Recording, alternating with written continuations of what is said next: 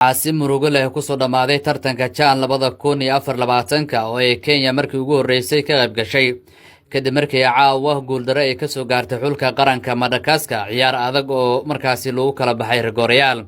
xulka qaranka ee Harambeysta oo taageerayaal fara badan ku garab istaagay garoonka kubadda cagta ee Kasarani waxay ku taamiyeen inay gaaraan semifinaalka tartan weyn oo qaaradda Afrika markii ugu horeysay tan iyo 1987 balse riyadooda ayaa burburtay markii xulka qaranka Madagascar ay 4-3 kaga badiyeen rigoorayaal kadib ciyaar ku dhamaatay 1-1 muddo dhan 120 daqiiqo.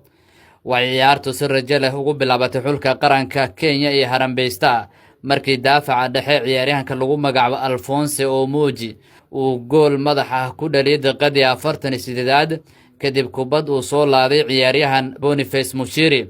daqiiqada kadib Kenya waxay mar kale heshay gool labaad markaasoo ciyaaryahanka uga ciyaara dhanka weerarka xulka qaranka Ryan Ogam uu shabaq gaaray laakiin aaladda VAR ayaa soo faragelisay goolkaasi waana laga diiday kadib khalad la sheegay inuu ka dhacay dhismaha weerarka.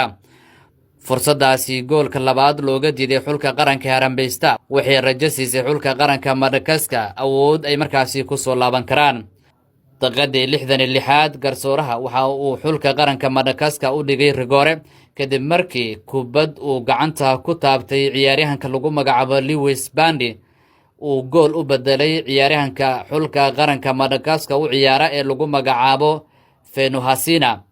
goolkaasi ayana ciyaartu waxay ka dhigtay in ay ku kala baxaan bareejo 1-1. markii ciyaarta lagu daray 30 daqiiqo oo dheeri ah labada xul midkood ma helin gool ay guul ku hogaamiyaan xulalkooda waxaana markaasi lagu kala baxay rigoorayaal halkaas oo ciyaartu ay gashay marxaladii ugu dambeysay ee kala baxa. xulka qaranka ee dalkani Kenya rigoorayaasha ay qaateen waxa uu kalaliyay Siraj Mohammed, Daniel Sakari sidoo kale Sylvester Wino, laakiin nasiib xumo ciyaaryahanka lagu magacaabo Mike Kibwaga rigoorihiisi waa laga qabtay halka ciyaaryahanka Alphonse Omija oo ahaa geesi goolka hore rigoorihiisa banaanka uu ku tuuray. waxaa goolka guusha u dhalay xulka qaranka Madagascar ciyaaryahanka lagu magacaabo Toki. inkastoo ay guuldareysteen xulka qaranka Kenya waxa ay ka tageen taariikh waxaa markii ugu horeysay si sharaf leh markaasi ugu gudbeen wareegga gurubyada iyagoo aan laga badanin isla markaana qaraacay kooxo waaweyn oo ay ka mid yihiin Morocco iyo sidoo kale xulka qaranka ee DR Congo. tababaraha xulka qaranka Harambeysta Benny Makati ayaa sheegay in xulka qaranka ee Kenya uu muujiyay adkaysi, isfaham iyo horumar dhanka ciyaarta. ciyaartoyda ayaa lagu amaanay qaab difaac aad u xoogan iyagoo 5 ciyaarood gudahooda laga dhaliyay kaliya 2 gool. dhanka kale xulka qaranka Madagascar ayaa mar kale muujiyay awood ay ku qaraacaan kooxaha waaweyn ee qaaradda Afrika. waxay horey u heleen bilada birta Chan 2022 waxaana hadda muuqata inay doonayaan inay mar kale taariikh sameeyaan. riyada Kenya ee tartanka Chan 2024 way soo dhamaatay caawa balse waxay ka tageen niyad sare iyo rajayn in mustaqbalka dhow ay noqon doonaan mid ka mid ah xulalka ugu xoogan qaaradda Afrika.